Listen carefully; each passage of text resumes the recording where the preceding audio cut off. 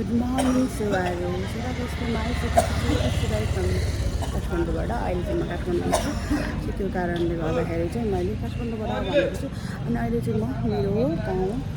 मतलब मेरो मदन नानीमा जानु लागिरहेको छु साथीहरू अहिले चाहिँ म चाबेलमा आइसकेको छु अहिले चाहिँ ठ्याक्क 4 बजिसकेको छ है 4 बजी चाहिँ ठ्याक्कै हुन्छ हाम्रो खोटाङमा बसेको गाडी चाहिँ अनि सुमो भएको भएदेखि चाहिँ घर घरमै पिकअप गर्न आउनुहुन्थ्यो सो बस भएको कारणले गर्दा हामी आफै आउनुपर्छ चाबेलमा हेर्दै गर्नु होला है त हामी